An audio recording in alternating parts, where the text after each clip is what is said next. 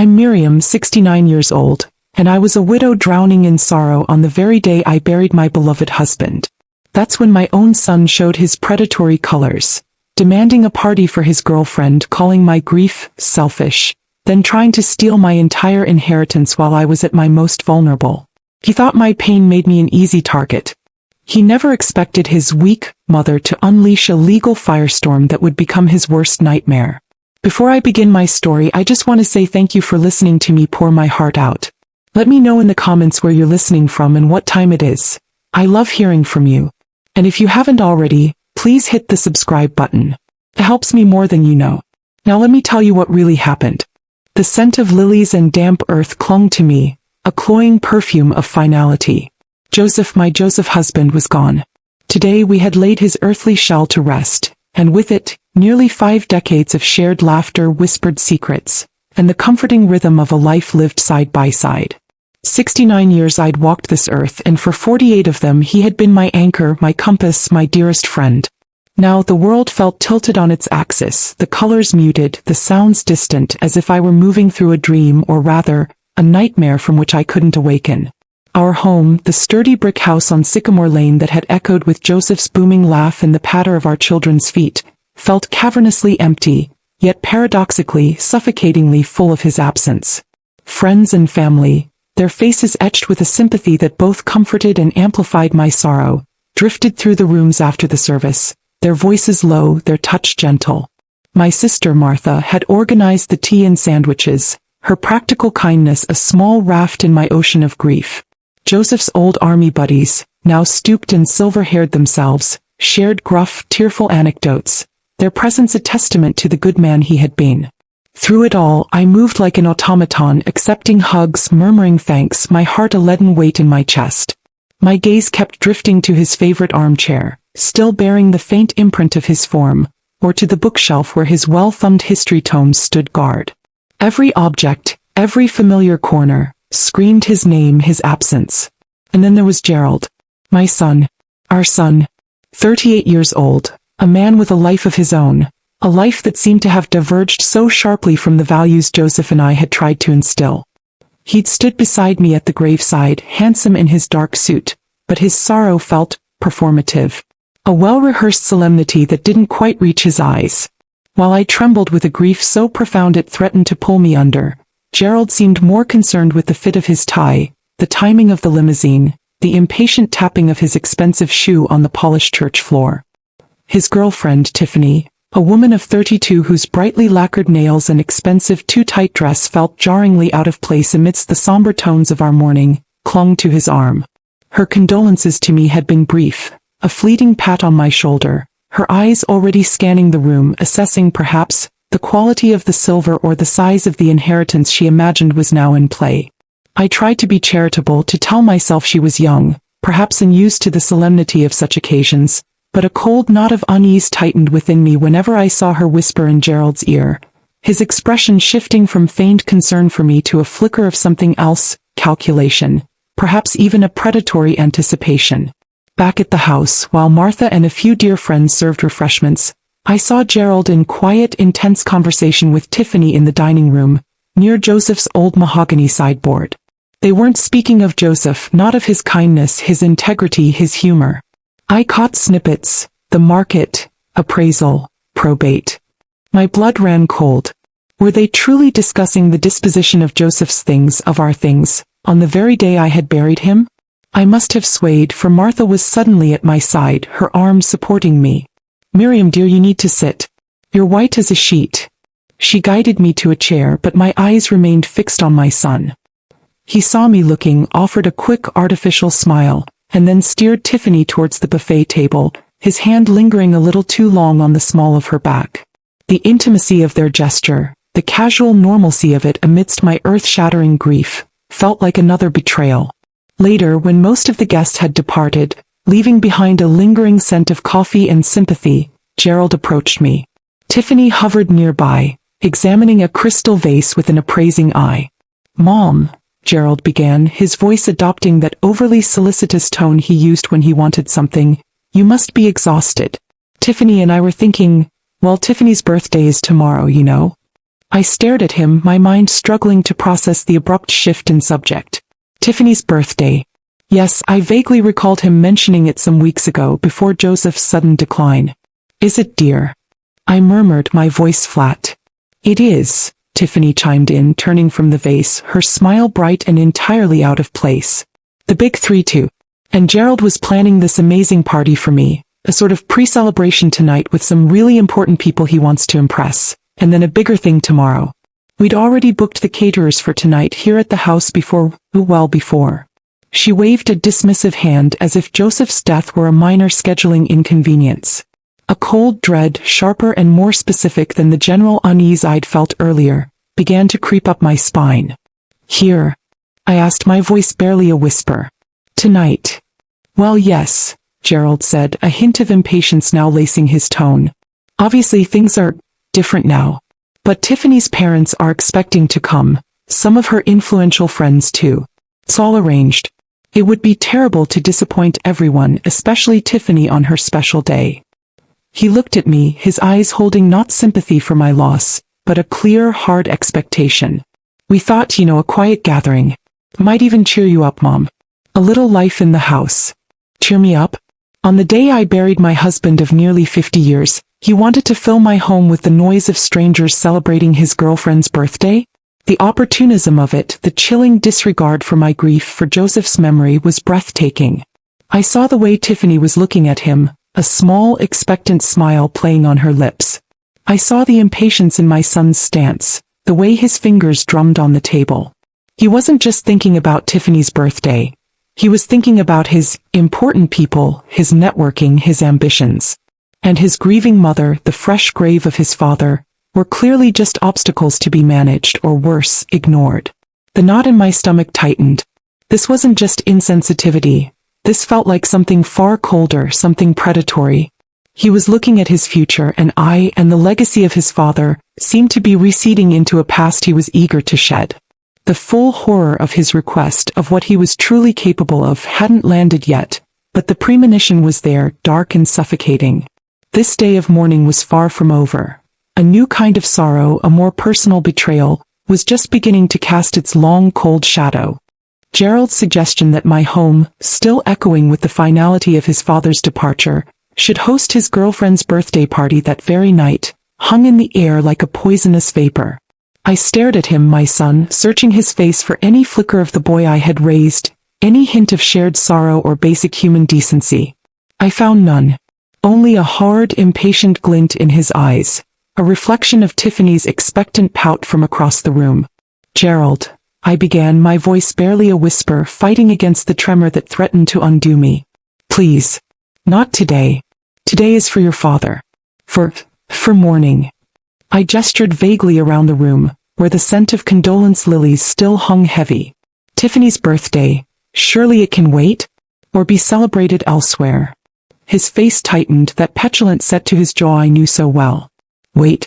Mom, the caterers are booked for tonight. Tiffany's parents are flying in. They'll be here in a few hours expecting a celebration. Do you want me to tell them it's cancelled because my mother is too busy feeling sorry for herself? Feeling sorry for myself?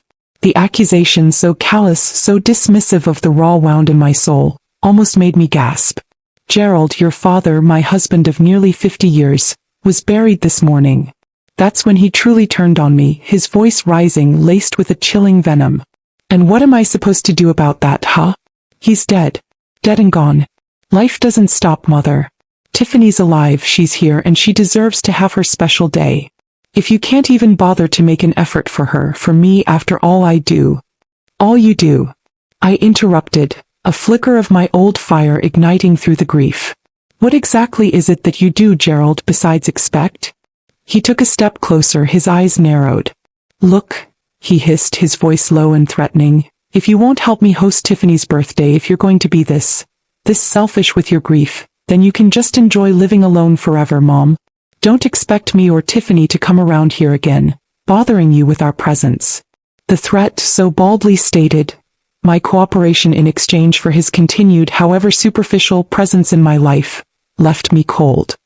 He was bartering his affection, or the pretense of it, for a birthday party on the day his father's coffin was still fresh in the earth.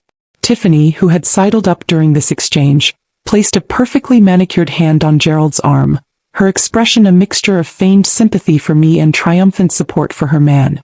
"Don't upset yourself, Miriam," she said, her voice dripping with insincerity. "We just want everyone to be happy." I felt a wave of dizziness, a profound weariness.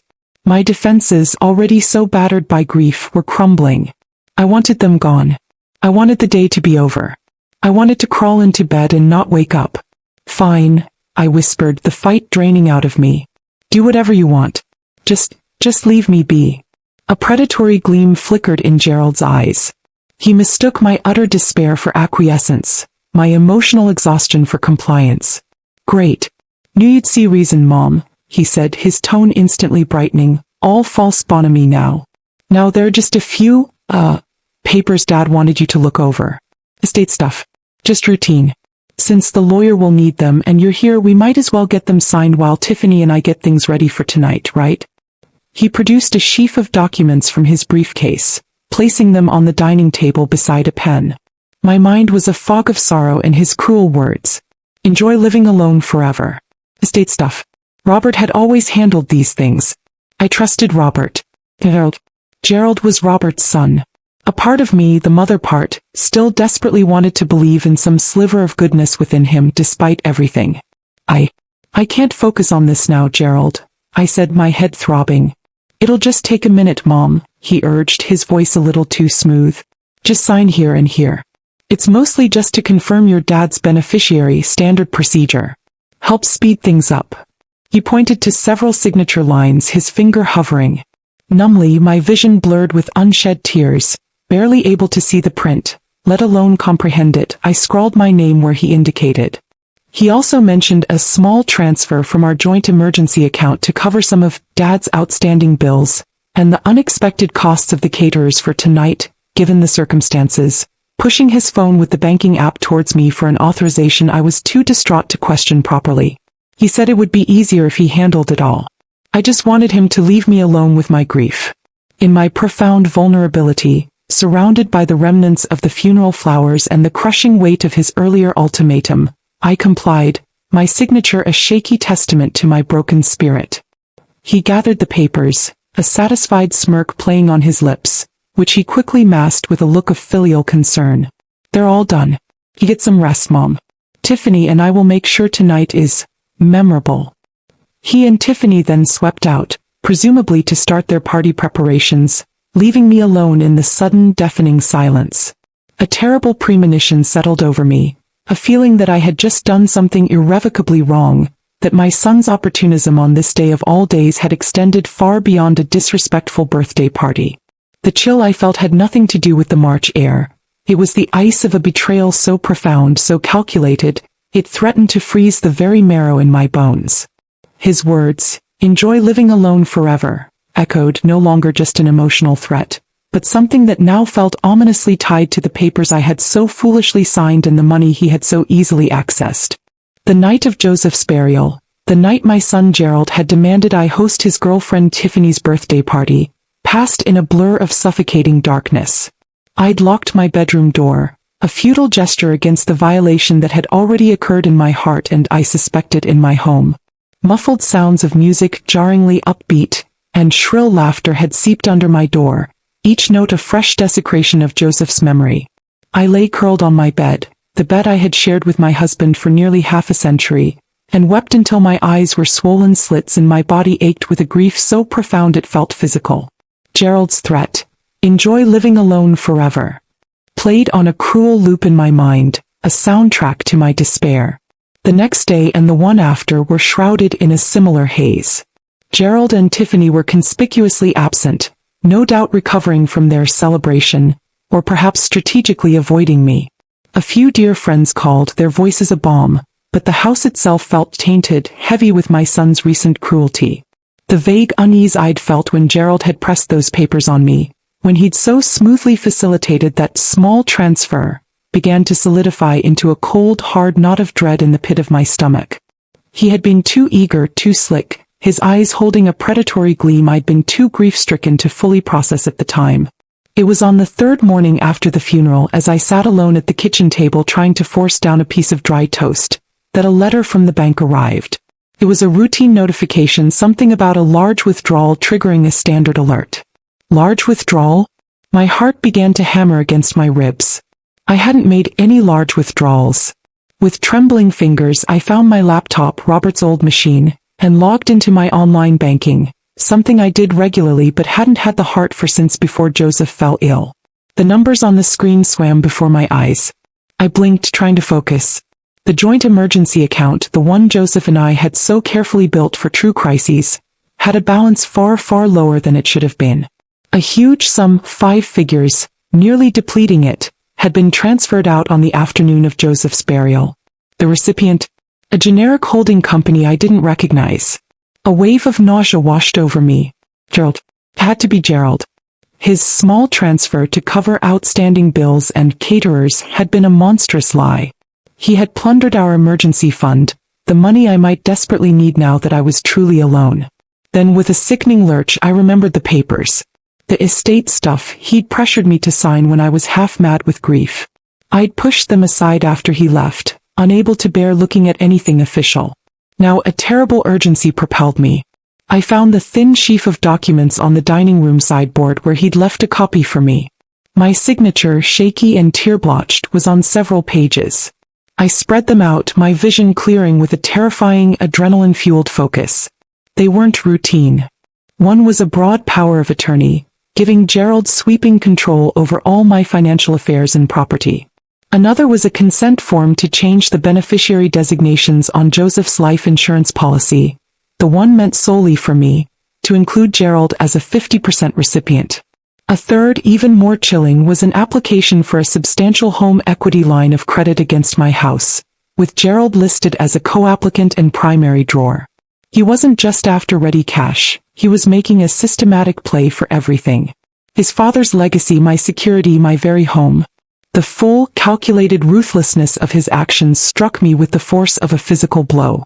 This wasn't just the desperate act of an addict or a spoiled child needing a handout.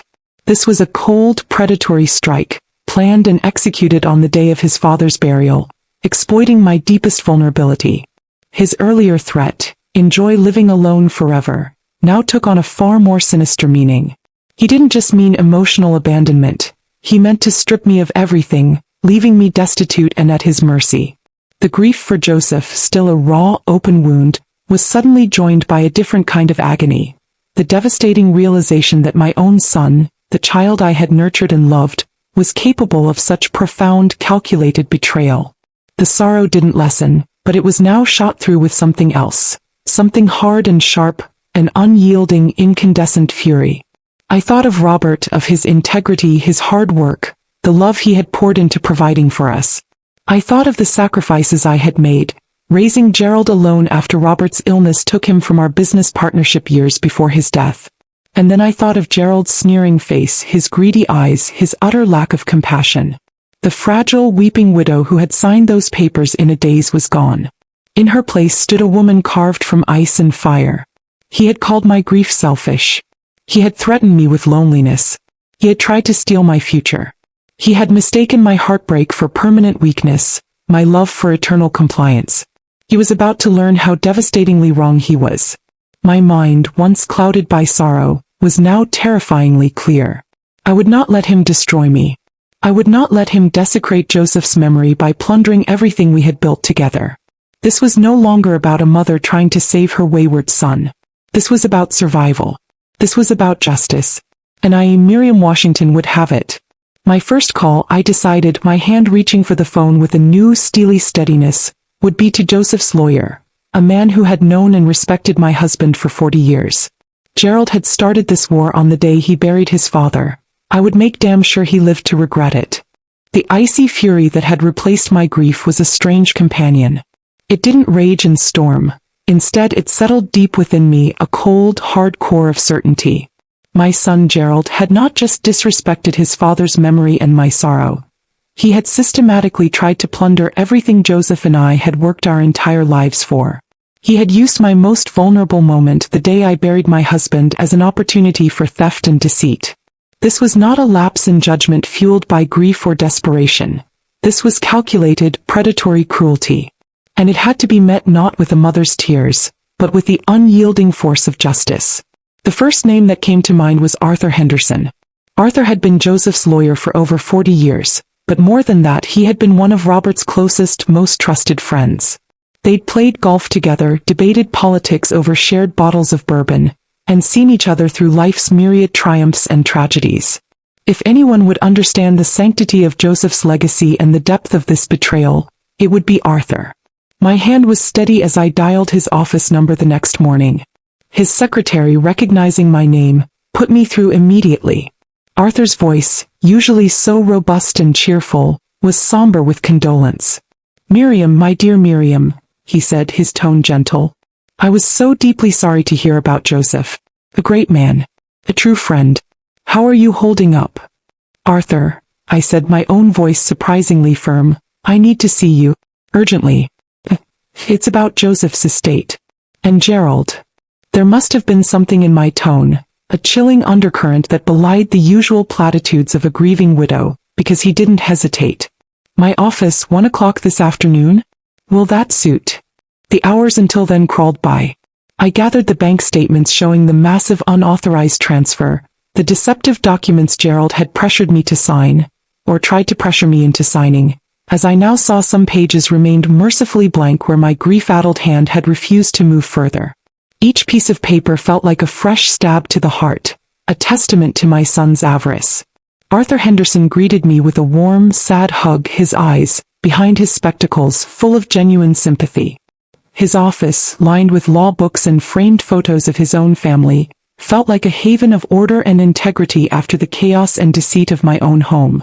"Now, Miriam," he said, settling me into a comfortable leather chair opposite his large oak desk, "tell me everything. Don't spare any detail, no matter how painful." And so I did. With a heavy heart, but a voice that gained strength as I spoke, I recounted the events of the past few days. Gerald's shocking demand on the day of Joseph's burial, his cruel dismissal of my grief, his threat to abandon me if I didn't host Tiffany's party. Then the harder part, the unauthorized wire transfer that had nearly emptied our emergency fund, and the sheaf of insidious documents he'd thrust before me in my moment of deepest vulnerability, papers clearly designed to give him sweeping control over everything Joseph and I had built. I laid the bank statements and the fraudulent-looking power of attorney and beneficiary change forms on Arthur's desk. Arthur listened in absolute silence, his expression growing grimmer with each word I spoke. He examined the documents carefully, his brow furrowed, occasionally letting out a low whistle of disbelief or a sharp intake of breath. When I finally finished, the silence in the room was profound, broken only by the ticking of a grandfather clock in the corner. "Miriam," he said at last, his voice tight with a barely suppressed anger I knew was on Joseph's behalf as much as mine. "This is unconscionable. What Gerald has done or attempted to do is not just a betrayal of you and Joseph's memory. It's outright fraud. Elder financial abuse. Coercion. The man should be ashamed to call himself Joseph Washington's son." His righteous anger, so different from Michael's weak equivocation in Janice's story, was a strange comfort. It validated my own fury, my own sense of outrage. "What can I do, Arthur?" asked my voice raw. "He's my son, but he has acted like a criminal, Miriam," Arthur finished gently but firmly. "And we must treat him as such to protect you and Joseph's wishes. First, we notify the bank immediately about the unauthorized transfer and the potential coercion regarding any documents you signed. We'll put a freeze on any accounts he might have access to. We will contest any document you signed under such duress. We can, and I believe we should, report this to the authorities. This is serious." He paused, his gaze kind. "This will be difficult, Miriam. Pursuing legal action against your own child." My heart ached. The thought of seeing Gerald in a courtroom of police involvement was a mother's worst nightmare. But then I pictured his face, contorted with greed and impatience on the day of his father's burial. I remembered his cruel words, his utter lack of empathy. I thought of Joseph and the life we'd built, the legacy Gerald was so eager to desecrate for his own selfish ends. "He has become a threat, Arthur," I said, my voice surprisingly steady. "A threat to everything Joseph worked for, a threat to my own security. He has left me no choice. Arthur nodded slowly. I understand. And I will stand by you every step of the way. He then broached the subject I had already steeled myself for. Miriam, given these developments, we also need to address Joseph's will and your own. My own is what concerns me now, I said, a cold decisiveness settling within me. Joseph's will clearly stated I was his primary beneficiary, with assets to pass to Gerald and any grandchildren upon my death. But Gerald's actions, he has forfeited any right to what his father, to what we worked for. I looked Arthur straight in the eye. Draw up a new will for me, Arthur. Immediately. My son Gerald Washington is to receive nothing. Not a penny. Not a memory. Joseph's true legacy will be protected from his greed. Arthur didn't flinch. He simply made a note. It will be done, Miriam. We'll ensure it's ironclad. We spent the rest of the afternoon outlining the immediate steps, contacting the bank, drafting affidavits, preparing the new will. As I left Arthur's office, the weight on my shoulders hadn't lessened, but its nature had changed. It was no longer just the crushing weight of grief and betrayal, but the heavy responsibility of seeking justice, of protecting what was right. Walking out into the late afternoon sun, I thought of Joseph.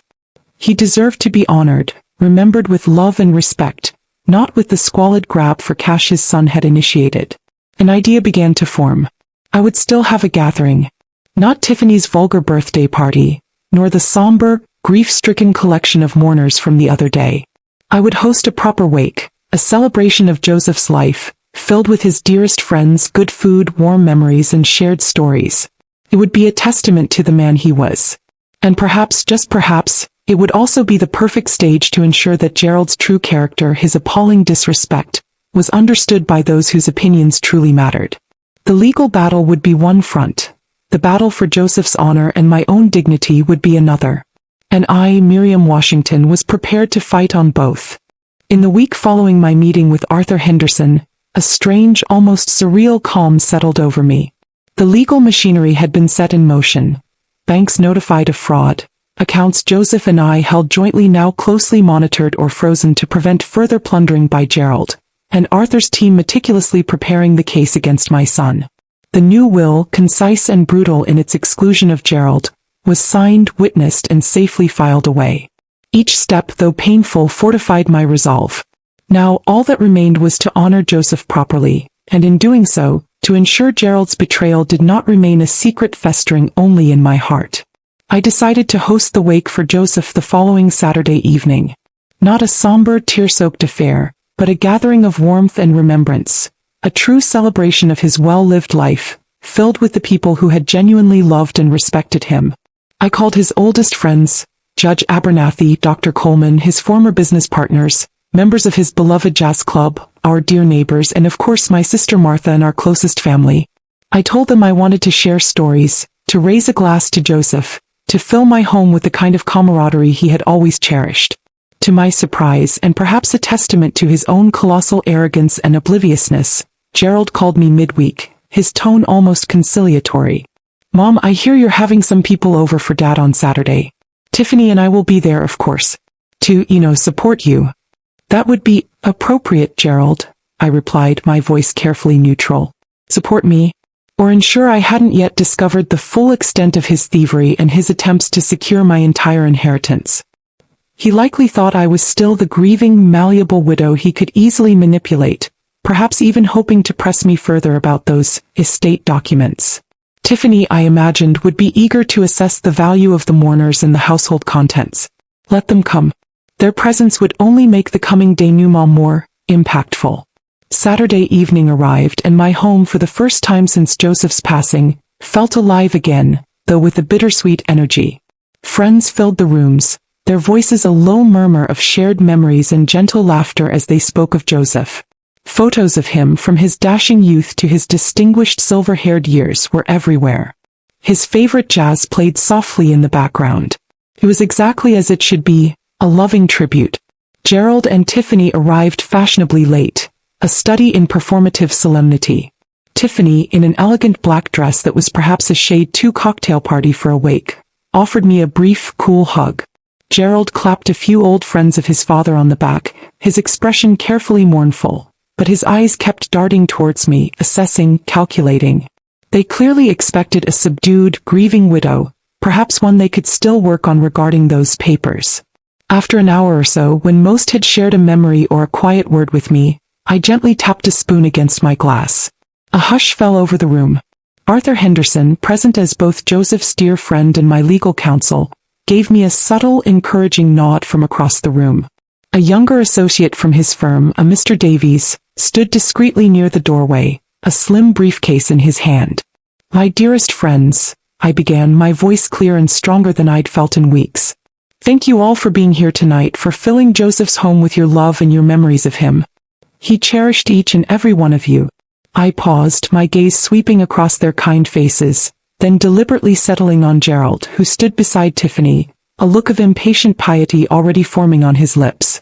"Joseph valued many things," I continued, "but above all he valued integrity, loyalty, and respect, especially respect for family, for promises made, for the sanctity of grief."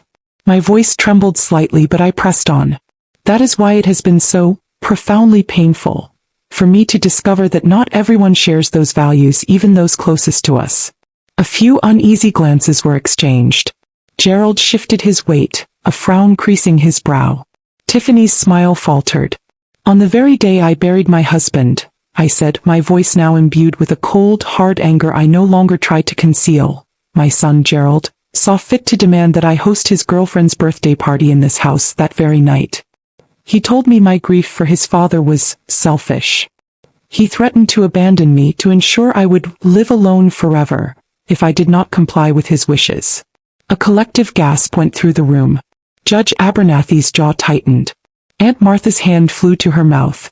"But his disrespect, his cruelty," I continued, my eyes locked on Gerald, who was now staring at me, his face paling, "did not end there." At that precise moment, as if on cue, Mr. Davies stepped forward from the doorway. "Mr. Gerald Washington?" he said, his voice professional and clear. Gerald looked at him, bewildered. Mr. Davies presented him with a thick envelope. "You are hereby served with a notice of legal action pertaining to fraudulent financial transactions from the estate of the late Joseph Washington and the personal accounts of Mrs. Miriam Washington, and a temporary restraining order freezing specific assets pending investigation." Gerald snatched the papers, his face turning a mottled red as his eyes scanned the first page. Tiffany, peering over his shoulder, let out a small, horrified squeak. "It seems," I said, my voice cutting through the stunned silence that followed Mr. Davies' pronouncement, "that my son's desire to celebrate, to secure his own pleasures and future, even at the expense of his father's memory and his mother's well-being, knew no bounds. He didn't just try to emotionally blackmail a grieving widow. He actively tried to defraud her, to steal the legacy his father worked a lifetime to build." Gerald looked up, his eyes wild with fury and dawning panic. "This is outrageous. Lies. She's a confused old woman. She doesn't know what she's saying," he blustered, looking around for support that was conspicuously absent. Joseph's friends, men and women of integrity, stared at him with expressions of cold contempt and profound disappointment. "The bank records, Gerald," Arthur Henderson said quietly but with immense authority from his position across the room, "and the documents you attempted to have your mother sign in her deepest grief, will speak for themselves. As will the investigation that is now underway." Tiffany, seeing the tide turn so catastrophically, began to back away from Gerald, her face a mask of horror and dawning realization that she had hitched her wagon to a sinking, rotten ship. Gerald stood alone, exposed, his carefully constructed world of entitlement and deceit crumbling around him in front of the very people whose respect his father had so painstakingly earned. My wake for Joseph had indeed become a reckoning for his son. The first strike had been delivered. The front door slammed shut behind Gerald and a visibly shaken Tiffany, the sound a punctuation mark on the utter devastation of their public exposure. My living room, moments before a stage for their humiliation, was now filled with a stunned, somber silence, then a rising murmur of disbelief and quiet outrage from Joseph's dearest friends.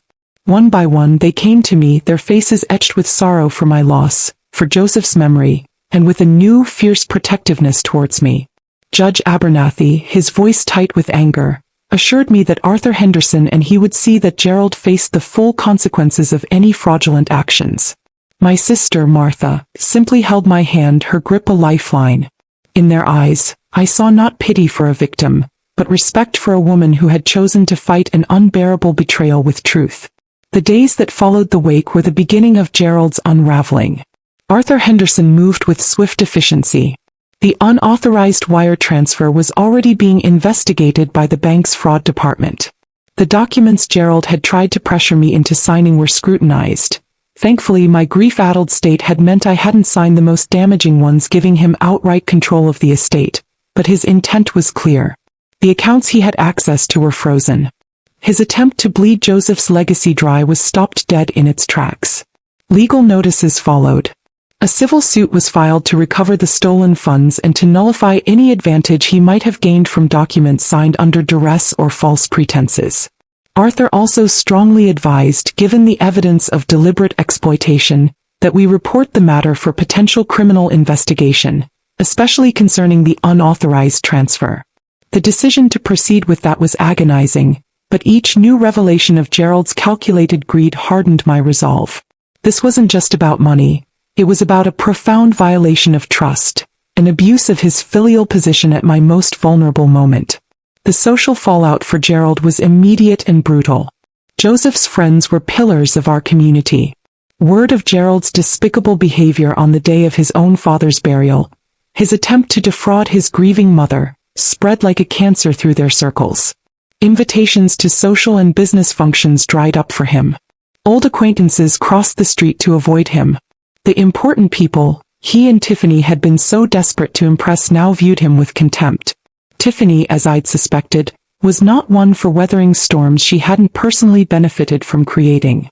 Within weeks of Gerald's accounts being frozen and his reputation tattered, I heard through the grapevine that she had packed her expensive bags and vanished from his life, leaving him to face the legal and social wreckage alone. Her loyalty, it seemed, was directly proportional to his bank balance and social standing, both of which were now in freefall. There was a grim irony in that, one I was too weary to appreciate fully at the time.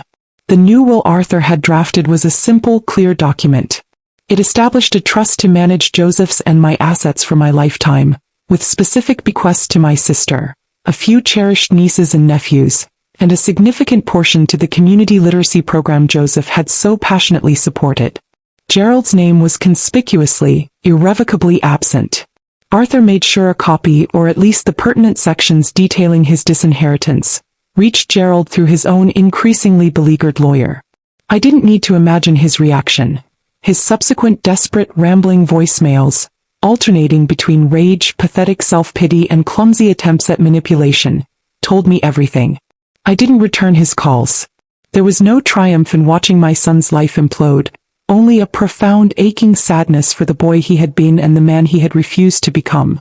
The legal proceedings were draining, forcing me to relive the trauma, but Arthur handled most of it, shielding me where he could. The stolen money was partially traced, some of it already squandered by Gerald and Tiffany, but a significant portion was eventually recovered or its loss accounted for in the settlements. The threat of criminal charges hung over him, a constant reminder of how far he had fallen. My home slowly began to feel like my own again. I filled it with fresh flowers, with the scent of baking, Joseph's favorite ginger snaps. I reread his letters not with the raw anguish of fresh grief, but with a tender, loving remembrance. His friends, our friends, rallied around me, their steadfast support a testament to the true meaning of loyalty and family. My sister Martha was my rock. The peace I found was not a gentle, untroubled thing. It was scarred, hard-won, built on the foundations of immense pain and the terrible necessity of holding my own child accountable for his monstrous actions. But it was peace nonetheless. I had honored Joseph's memory by protecting what he worked so hard to build. I had reclaimed my dignity, my security, and my future from the clutches of my son's greed. The cost to my heart was immeasurable. A part of me would always mourn the son I loved, the son who was now, for all intents and purposes, lost to me. But as I looked around my sunlit living room, filled with the quiet hum of my own life, I knew I had done what was right, what was necessary. I had faced the ugliest truth a mother could face and had not backed down. Joseph's legacy was safe. And I, Miriam Washington, was a survivor, standing in the quiet strength of that hard-won, resolute peace.